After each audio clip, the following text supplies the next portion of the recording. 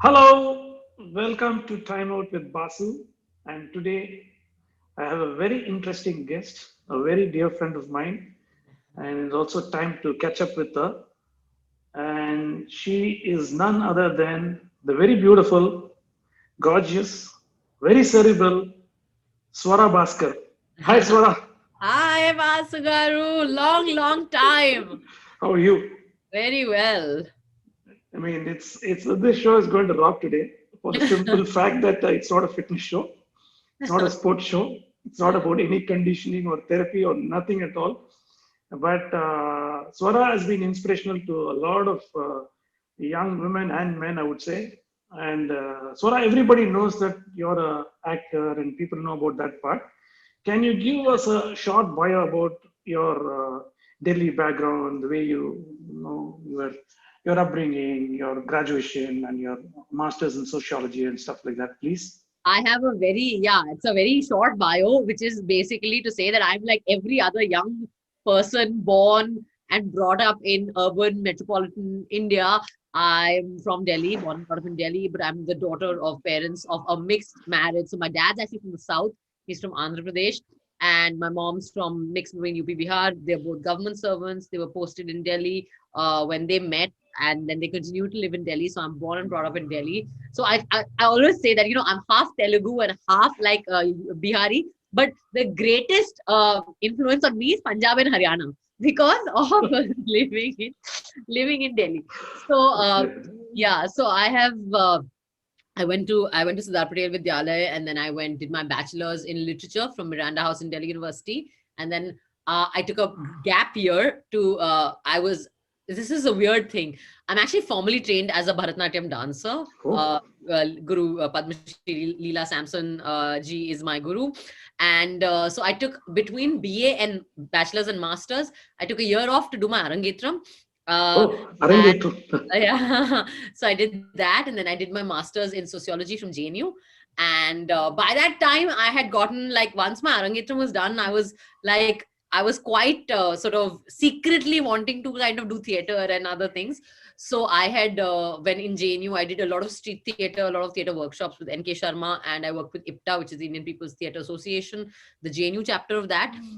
And then when and Akka Leela Akka had by that time moved to Chennai to Kalakshetra, where she was the director. So I was kind of on the loose in Delhi. And so when I finished my masters, I literally finished my exams, and the next week I moved to Bombay. Uh, Literally with my Bori Bistar. You know how that shot they always have in all those films. I've seen them in Tamil films also, but also in Bombay films, which is that like that from the village, this like people have arrived with bags and city. So it was like that. I Just was like like, the movies. yeah. So it was exactly like that. And my parents were like, they had like packed like everything. Like I had a trunk with Bartan and all in them. So I literally landed like this and looking at VT and this like sea of taxis. And the first thing when you land in Bombay, you look at is just taxis. Uh, You just only thing you see is yellow, black, yellow, black, yellow, black.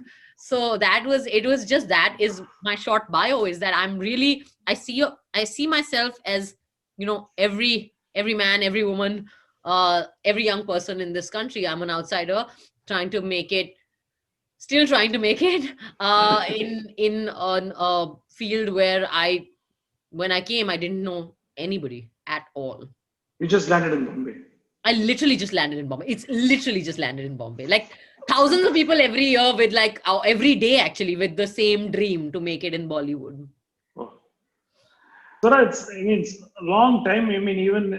Back in the days when we met, we used to have a lot of discussion. I remember all those interesting breakfast time and lunch times and Yeah, discussions. yeah. Amazing. So it's just a continuation from where we left, but only thing it's in the chat room and people are going to see it now. Okay, shall I start? Yes, please. Regardless, first question, regardless of women being self-assured is a given nowadays. They are self-assured in workplaces. They are very self-assured. They're very sincere.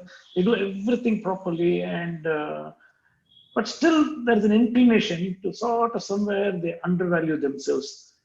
I mean, most of them, I would say. How is it possible to overcome this, and what is your take? Actually, I must say, Basugaru, very impressed by this observation, because this is, it's nice to see that a man recognizes this as well.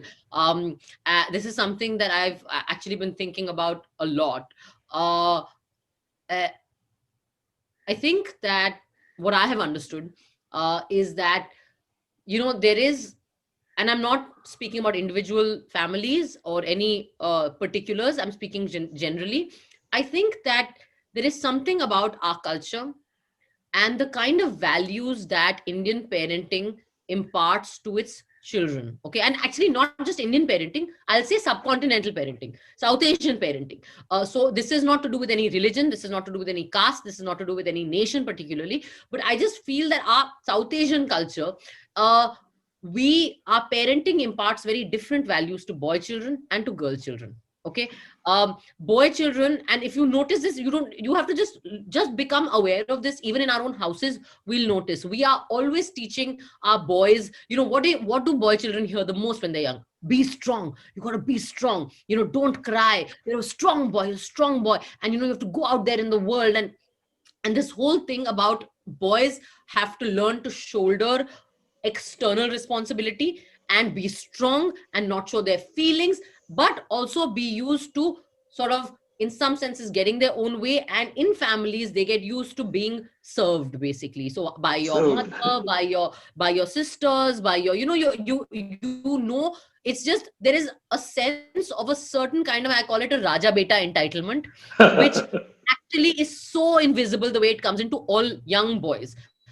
Unless the parents are very conscious at a very early age, because then it's not just parents who are doing this, it's the culture in general, society in general. What do we teach our girl children? And I'm saying this is even someone like me who's actually got parents who are very educated, very liberal, very whatever, but it's just amazing the kind of values we just imbibe from the world around us. We're taught to be dutiful to other people, obedient of what others say, be responsible towards the need of other people, be nice to other people, do seva, seva bhav, like big I know, thing of course. for girls of other people. People. Everything we are taught is to become someone to take care of others. We don't teach young girls to think about themselves. I mean, and if you just look within your families, I mean, we'll all see these examples. How many of I was shocked to hear this. How many of our masis or mothers or nannies or something, and this is actually a case that happened in my extended family, which is that an aunt or someone was a very, actually a friend's, very close friend's mother was very unwell, and she was a housewife, and the doctor said, you need to stop eating this kind of food and you need to start eating this particular kind of grain and make this, and this has to be part of your diet. And her response was, no, but how can I do that? He doesn't eat all this. No, my son also doesn't like, my husband doesn't like this. You spend your whole life in the kitchen.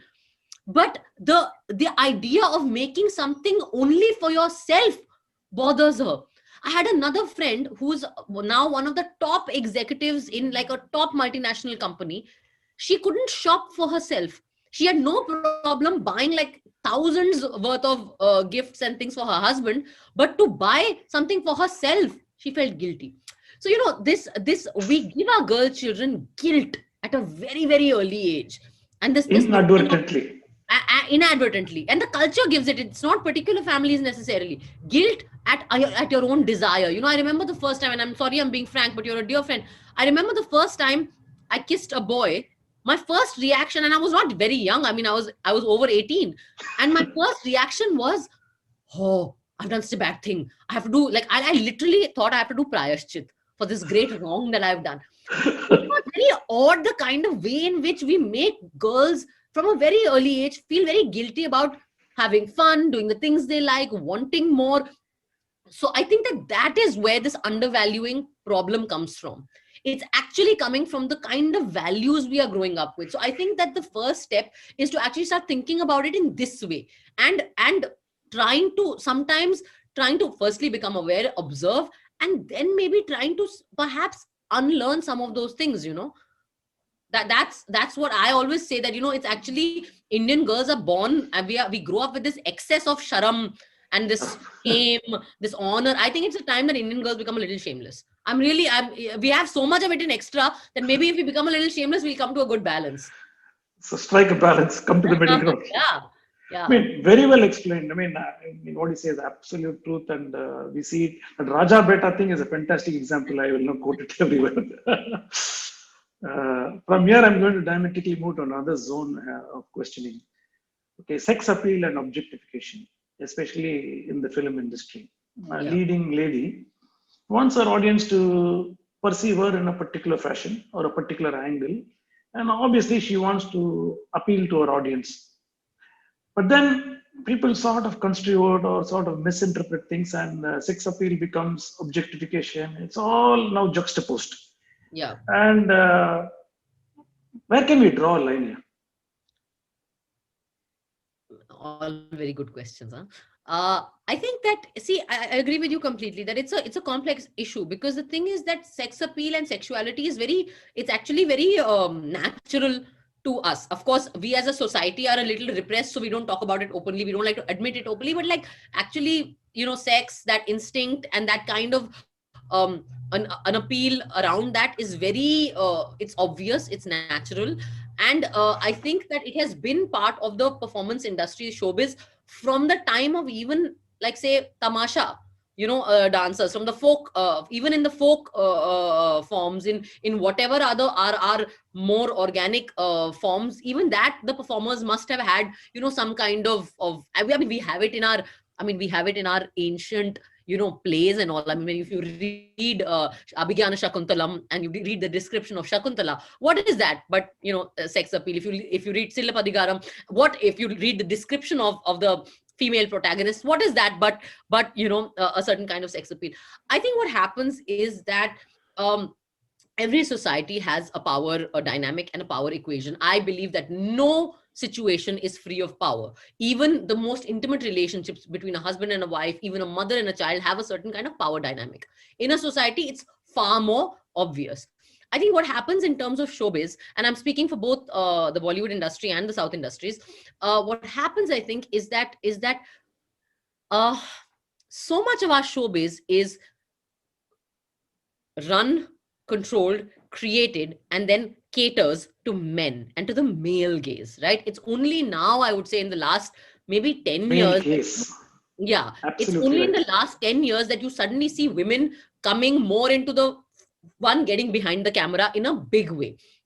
Whether it's as writers, whether it's as directors, whether it's as technicians, it's only happening now, right? In the last 10 years. I mean, I'm not saying it's never happened, but I'm saying in the larger sense. It's also only now that you are beginning to recognize the female audience as a big chunk of your audience. And why is that happening? It's not that they were not there before. We are hearing them now because suddenly everyone has social media, everyone has a Twitter account, everyone has a Facebook account, everyone has Instagram, everyone who is watching a film is typing and saying. So what I'm trying to say is that this debate is coming up now, right? Because till then you always had you had this thing that, okay, heroine, meaning she has to be in 4 songs, one of them she has to be getting wet, she has to be, she has to be like this certain template of what all a heroine has to do, and couple of scenes, one nice emotional scene where she'll cry, you'll see, oh, she's a good actress, like, very very template kind of thing. uh, I think that the way in which to understand this whole dynamic between sex appeal and objectification is, one, to recognize the power dynamic, which is that it's a male, it's a patriarchal society, it's a patriarchal audience also, largely speaking. But I will say one thing, that the way for things to change is always for women to assert themselves, and for women, not just actresses, to assert themselves, technicians, directors and audiences to assert themselves. And I'll give you an example from a south situation, which is Bahubali. I love that film. I'm obsessed with it. I cannot even begin to tell you how many times I've watched it. But Bahubali 1 had a scene which became very controversial and got written about a lot, even up north, which was that scene of that where Tamanna and Prabhas have a love this thing, and he disrobes her to kind of to basically make her realize her sex appeal and to make her realize her femininity. And a lot of women were very angry when they saw that scene, because they metaphorically read it as disrobing and as rape, right? Now, I'm not getting into that debate particularly, but what I'm trying to say is that because female audiences started speaking up, we started thinking again, is that actually that? Like, oh, is there a problem in that scene, right? It's something we would not have even thought about. Same thing happened, and you'll know this in Ranjana, right? Which is, and you were on Ranjana, we were making it together. You remember the way we made it. Our intention was never to ever do anything problematic. But because Ranjana released 6 months after the Nirbhaya gang rape, and the Nirbhaya gang rape is a watershed moment for discourse in India around gender. Because suddenly we all were so horrified by what happened that we started thinking about gender more seriously and in a more in-depth way. June 23rd, December 2012, that Nirbhaya case happens. June 2013, Ranjana releases. And suddenly the whole conversation around Ranjana is about stalking and about whether Dhanush's character is glorifying stalking. Now, I'm not talking about whether we agree or disagree. What I'm saying is what happens is that when female audiences or male audiences, when we start talking about these things, we start becoming aware of it. And I can rest assure you that now everyone involved in that film, the next time we read a script, we'll remember that, oh, wait, 1 second. Are we, what I'm Things are getting better. So I think that is the way to balance that objectification and sex appeal thing. But I will say one thing, Basu, objectification a little bit you can't avoid in showbiz because our body is our tool, right?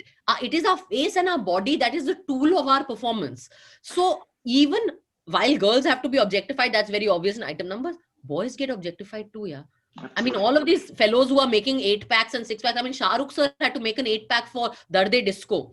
And Salman, sir, is the person who's actually kind of in Bollywood at least brought this whole topless for men, that shirtless kind of a culture. What is that but objectification? And I've seen how these boys work on their bodies. I mean, I've seen Varun and all these boys. I mean, all the young ones. They are so conscious of their bodies and how the body looks. I mean, that is also in some sense objectification, right? So I think that actually speaking, now especially, that objectification is happening for both. I mean, if girls are having to take their clothes off, boys also having to take their clothes off. You know what I mean? Perfect. Very well said. I mean, in that light, then gender equality. I mean, what's happening? How far is it going in India? Whether it's progressing in arithmetic fashion or a geometric fashion, or what it is? I think I think that it's sort of progressing in a patchy sort of way. Okay. I think that it's, it would be wrong to say that, oh, nothing has changed. That's not true at all. A lot of things have changed in India. But I think that and as in any society, there's examples of everything. So while on the one hand you have sort of powerhouse sort of women leaders in every sphere of industry, of society, whether it's CEOs who are women, whether it's you know big stars who are women, whether now female producers who are becoming very powerful, whether it's in your field also female sports people who are becoming more assertive, and so on and so forth.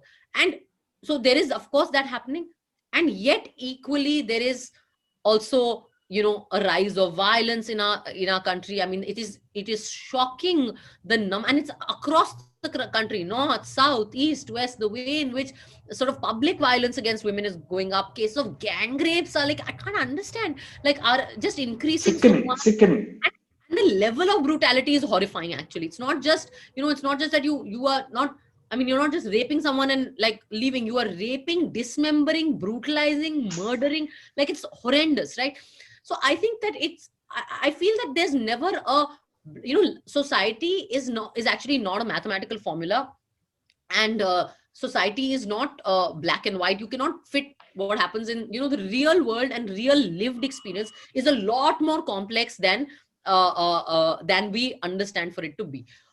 I think the way to understand it, I always say, is that you have to go back to the root. And I think that that again we have to go back to patriarchy and power dynamic, and the way in which we internalize that at a very basic level. And I'll give you an example from my personal life. I have had a very, very I've been very lucky to have very liberal parents. I've grown up in a lot of safety. I've grown up with a context where my parents were very, have always been very, what can I say? Mm, careful about the fact that both my brother and I will be treated equally. I never went into the kitchen. I don't know how to cook. I'm not saying that that's a great thing. It's not a great thing, but I'm just saying that, like, it's not that traditional kind of thing. Upbringing, okay. Upbringing. And yet, Mhm. and yet my and it's natural because they're parents, and this is the reality of our world. When I wear something that is short, my father will turn around and be like, are you sure you want to go out in that? If I'm not home by a certain time, my parents are getting really worried, calling me up. They don't let me drive on the streets of Delhi outside. They don't. And now that I'm in my 30s, they're like, what about marriage? How is it? So what I'm saying, Conditioning. yeah, what I'm saying is that no, it's conditioning and reality. I mean, their worry is not wrong. There is, I mean, so I just feel that we have to be at it. Gender equality cannot be, one project that takes place for 2 weeks when one company around, Women's Day, endorsement for Women's Day, or one government decides that okay, 6 months we'll do Beti Bachao, Beti Padhao, whatever, some like that. No, it cannot be like that. It has to be something that we work at regularly. I mean, I think that we should be talking about these things to our children in primary school. One of our girls here in our office, she keeps telling us, she gets peeved off when people say that it's getting better nowadays, isn't it? She'll get pissed with that. And she'll also say, some another cohort will say, you can't do much about it. She gets very angry. I mean, I just thought I She's should post right. that I to mean, you. in some sense, she's right. I mean, it's. I think that it's a constant process, and I think the most important thing is that we have to first we have to that education, and the biggest thing to understand is that patriarchy is not something that is only about women. Patriarchy also places a burden on men, on boys, to be men of a certain kind, to be men who will take care of their family, to be men who will never cry, to be men who will be strong, to be men who will never be scared, all that shit. So I mean, actually what patriarchy does is that it burdens women and men. Right. Why should the sex Equally. we are born in define what our life choices will be? Why should it define our choice of toys? Why should it define what colors we like, what clothes we wear, what kind of jobs we do? So many things. So for me, I just feel like gender equality is something that we have to. It's a daily thing. It's something we have to think about regularly, and it's something that as a society we have to start talking about at a much earlier age for children. Not You cannot wait till you're in a corporate and then you have to sit and understand what work sexual harassment and Gender that's too sensitization. late. No, no. That's too That late. has You're started 20, early. in your 20s, you've already become a person. You have to start that process when that child is 5, 6, 7, 8, 9, 10. At that level. So, I mean, gender equality still the progress is not even arithmetical, right? Yeah. I mean, I it know. has to be a continuous movement for the next 100 years, probably. Absolutely. Another interesting question. At least in the modern parents, I've seen a lot of this. I mean, obviously, I go with my daughter to school and see a lot of parents. Till each minute, they'll say, go explore, have fun, experiment. Don't worry about education. You should have fun. You should be very happy. They're cool. They try to give that I'm very cool parent sort of a tag for the children, and children also playing, having fun. They're literally having fun, and the child is being a child, and they're just flowing with life. Suddenly comes ninth standard. They start tightening up the screws. 10th board. Suddenly all this experiment, explore, chase your passion, live your dream, all that goes kaput. Suddenly there's this 10th marks, then 12th marks, then college admission, then job, and history repeats again. All your Yeah. gyan for the first 13 years of chase your dream, live your passion, all that is gone. And I thought for a long time it is just the economy. I interviewed a lot of people say, no, it is just not the economy. It is a conditioning, and they don't want to open up to new ideas, and they are closed a little. And it is a lot more complex than actually what we think. And young parents themselves seems to be in a sort of a fix. What is your idea in this? I mean, I have to say that again, I mean, I have increasingly, as I've been growing up and working in the real world, I have to say that I've begun to understand the kind of the fears and the worries of the middle class Indian parent a lot more, because it is true that things are unsure. The world is a harsh place, all of that, jobs are less, and all of that is true. But I think I think that again, I always say that these are all things that are symptomatic of, uh, larger structures and larger patterns. I mean, the one thing is that our notion of education should not be defined by exams, right? Your notion of education has to be, in some way, you have to try and make it about what has the child learned. It has to be about, that education should not be about degrees. You can collect degrees and yet not learn anything. You know Absolutely. what I mean? That there is this whole notion of learning by rote is actually not learning at all necessarily.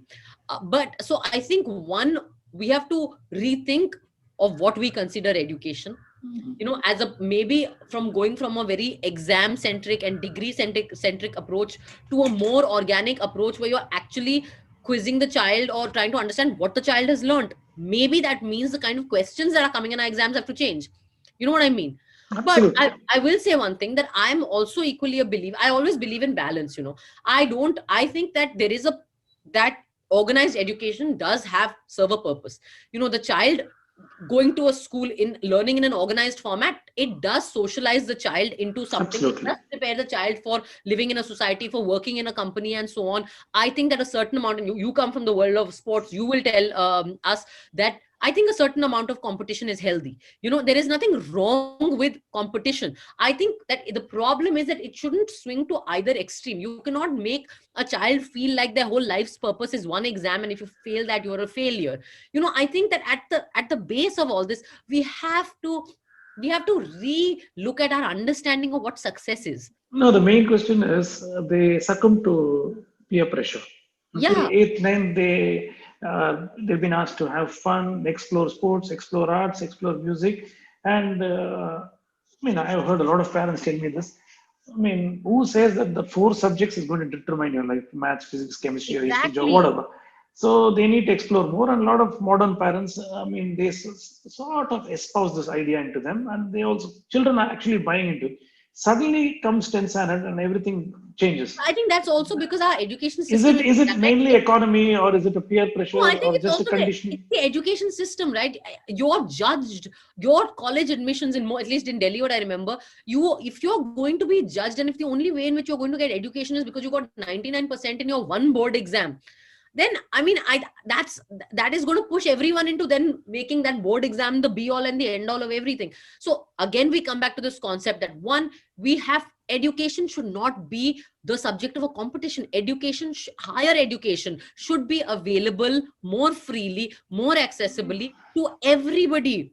And that is this whole debate, right? When we talk about health and education, and I'm a firm believer in this, health and education should not be something that society people have to compete over. It should not matter where you are born. It should not matter what your context is. It should not matter whether you're rich or poor, dumb or smart. You have to have access to education and health. Education, that absolutely. that is, I think we have to understand this. And the second thing I'll just say is that maybe we need to relook at our understanding of what is success. What is Absolutely. success? Is it getting a job that with a certain 6 digit or 7 digit pay package? Is it doing something you like even if it doesn't pay you that much? Is it like, what is our understanding of success? And this is something we all have to discover. Yeah, And for me, my notion of what success is has changed in the time that I have worked in Bollywood. After making the choice of being in a field like this, after achieving supposedly some amount of success, I've actually been through a place where I'm like, but what am I doing? Like, is this really what I want? How is it that in my mind, my happiest days were when I had no money, no job, but was struggling? How is it that I had so much more excitement and anticipate? I mean, I'm just saying. exactly. At 20s or 30s, suddenly you feel a lot of people want to switch. I mean, Yeah. they are a little frustrated now. They're not able to choose between happiness or something which can sort of connect with their soul, or to go to a regular job and make the money and run the bloody rest of your life 9 to 5 on a circle of life, and you go through all that every day, and they don't want to be in that circus.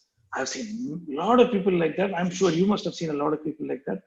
And you have chased your dream. I also chased my dream to some extent. And at the same time, I keep asking these questions. Why are they not able to chase their dreams? Is it money? Money is it a question?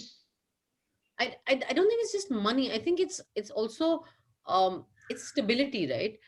I think that you're the luckiest if you have a balance of excitement and stability in your life. I mean, and while excitement is important, stability is as important. I mean, I've often asked myself that Well should said. I have Stability should, I mean, and I come balance. from an industry that is so insecure, that is so sort of fluid, that's ever changing, that you cannot be sure of anything. I mean, I feel like sometimes I feel like a daily wage laborer, because I'm also basically employed from project to project to project basis, and there is no guarantee that the next project will come. And now with so much flux in our society, you don't know. I mean, anything could happen. A controversy could start. The project could get stalled. The release After the release, there could be a controversy. The film could get banned. I mean, like there is just it's so you're constantly in a state of flux, and that has an effect on your head. I mean, Absolutely. I always jokingly say that of course all actors are mad, and of course all of us who work in the film industry are mad or like a little unhinged, because like look at what we're dealing with. Look at the kind of constant insecurity. Nothing in your life is assured. You know what I mean? And I Absolutely. think that there is a lot of sanity, there is a lot of assurance, there is a lot of security that comes from knowing that at the end of every month you have a certain amount of money. It helps you in so many ways. I mean, I'm not joking, Basugaru. Like the way in which our jobs are structured and so on, it affects everything. It affects our personal lives. It affects our choices in our personal lives. I mean, I'm now in my 30s thinking that, oh God, but like bio clock is a thing now. I've never thought about this in my life. Now I have to ask myself, oh God, should I freeze my eggs or what should I do? Like, this is a real concern. It's because I have never set I've grown up only setting career goals. I never set any goals in my personal life. Whereas somebody who has a more structured thing will also be able to plan that also, for example. So I personally feel that, if you're lucky, you will you will have a balance between excitement and what your passion is, and stability in your work. And I've always felt that it's I don't know. I always feel that like it's a bit of it is like the grass is greener on the other side. Because the people who have those steady jobs are telling me that, oh, your life is so exciting and our lives are so boring, and oh, we are in a rut. And I'm looking at them telling them, dude, I sometimes wish I had a monthly pay package coming and a safe job and whatever. So again, I think it's a question of balance. And I always say one thing: make your choices, but keep yourself informed. Don't make delusional choices. Be very aware. Come, jump into the industry, the struggle, and all that. But please be very aware that it's really, really hard. It is really hard. And that you are basically potentially gambling away the prime of your youth. And and it's not one break and oh, life. No. It's a constant thing. I mean, I feel that I'm sure Shah Rukh and Salman and Amir also have to deal with the same in a different scale, the same kind of unsurety and insecurity that I have to deal with. Similarly, if you want to get into the job and to the corporate job or whatever, do it with your eyes open. Know that there'll be a lot of security, but also be prepared for boredom. You know, so I think that's really, I think, keep yourself informed. That's the only thing you can do. Stability and excitement. Keep yourself informed and don't be delusional. What a message. I'm going to ask you a very interesting question. And this, I'm sure all of us are waiting to ask. Mhm. I mean, let's assume that a normal walk of life, anyone, if they fight with their neighbor or colleague, they can't sleep for a day. They're feeling so down. They're feeling, oh my God, my day is screwed. I fought with my neighbor. I'm feeling really bad. You, every day, you're pretty open, free spirited. You exercise free speech and you get your bouquets as well as brickbats, and you take criticism on a regular basis and you deal with it, and you come on tops, and you bounce back every time, and the zeal and zest with which you carry your life forward is just quite amazing. Not only women, even men for that matter. I mean, you're totally inspired by what you do. I mean, it's just not easy to deal with this on a day-to-day basis. How do you do it? Well, I mean, okay, so I mean, I think that two things here. One, of course, now it's been a while, so I'm used to it, and I've learned. You develop a thick hide. It's almost like that daily cricket practice, and then there is a certain base, that a foundation that gets sort of becomes solid. I think that there's just two things. I've always see, firstly, I didn't get into this Twitter war situation consciously. I didn't know what was happening. I mean, firstly, you will not believe this, that I was forced to join Twitter by my PR, okay, around after Ranjana. And now they are regretting it for life. They're like, why did we do this? It was really after the release of Ranjana that they made me join Twitter. And I didn't realize, I mean, I just thought it was a platform where you have to say everything you feel in 140. Then it was 140 characters. I didn't realize that we will come to a point where your opinion will become such a source of conflict, and we will become a society potentially where your opinion is criminalized. And it sounds like I'm being very dramatic, but the fact is that we are now a country where people get arrested for Facebook posts. And this has happened in every state, under every government. So it's not like one particular government, it's happening under every, whatever. So there is a certain kind of a shift of us as a society, a shift of in our discourse, in the way in which our public discourse is carried on. I have just two things to say on this. One, let's see, I'm not an influencer. I'm not a paid influencer. It's not like I'm taking money from brands and tweeting about how great their product is. And part of that is because no brand, I suppose, will want to give me money because they don't know what the hell, which hashtag or trend will start on their product. But I am somebody who's, when I'm saying something, I'm saying it because I believe in certain values. I have a certain conviction. I'm not having a fight about parking space, right? All our fights are about, on Twitter especially, are on issues that concern us as a country, as a nation. It's about, like, are we a country that should be okay with mob lynching? Like, is this something that should get normalized amongst us? That is something that actually in some ways concerns all of us, right? So I feel like when you are coming from a place of conviction, you're willing to fight for it. And I'm not making a value judgment on anybody else. Everyone has convictions. It's just a question of, I mean, maybe it's also a personality thing. I feel very strongly about it, and I've always said there's no great charity I'm doing this. There's no great charity I'm doing this for myself, because I know myself. If I cannot speak freely, I feel like I can't live. Like, it's like breathing. Like, to be able You to feel caged. express yourself. Yeah, I mean, I'm an artist. I earn from expressing myself. If I cannot express myself freely, I feel caged. That's a great word, right? So that's really what it is. It's my conviction. It's the person I am. I know I am this person. I'd rather lose those endorsements than be silent, especially now when there is a public sort of personality, there is a position in the public discourse. And now if I were to be silent, I feel like I'm letting down something or someone or people who look at me. So really now it's become like that for me. And I will say one thing, just as tactic, I don't read comments. Okay, so I just want to tell all my trolls out there that, guys, aap karte raho mehnat, aap keep typing, but I'm sorry, but I'm not reading those comments. The only time when I read comments is actually when some work has released and I'm looking for audience responses. That, and then the one time when I really had to read comments and I was like, oh my god, it's like sifting through a pile of garbage. It's like going into a garbage dump and looking, was when I was doing this project for the migrant labor that was going back, and we were arranging train tickets for them. And I'd used my Twitter account as a call center. So I told people that, send me your details on Twitter and I will I was working with some volunteers and people, and we were helping people get on the trains that the Delhi government had started for the migrant labor. So at that time I had to go through the comments and I was just like, oh god, thank god I don't read comments. But yeah, there is Is it really possible not to read the comments? It is there in front of you. I mean, it can be very tempting, right? How do you even avoid that? no, see, like, I'll show you. So this is the notifications, right? There's mentions, there's verified. So I only look at verified. So if you're not verified, I'm not seeing you. Okay. And even that I like maybe once in 3. I just don't go to this notification. I only look at my feed and then I tweet and then I leave.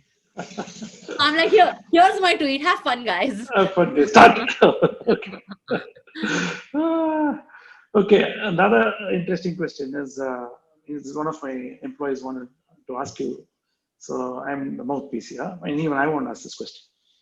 Young women sometimes are subjected to harassment at workplaces. I'm talking about this well-bred, city-bred girls, well-educated, going to good offices, they do get harassed here and there, and they're still very scared to speak up. I mean, they're coming from good families. They've been encouraged to talk up and speak up and voice their opinions, but still they're scared. They don't want to get into any of those sort of a situation where it leads them into a pickle. They want to avoid it. I mean, how do you deal with this, and what sort of advice you can give? They should speak up, right? I mean, I think that to start with, yeah, absolutely. But I think that let's start by acknowledging that it is very hard to speak up. Let's start by acknowledging that it's not easy. It's not pleasant. Nothing in our society makes it easy for a victim of Okay. any kind of harassment, whether it is gender-based harassment, whether it is caste-based harassment, whether it's religion-based harassment, whether it's sexuality-based harassment.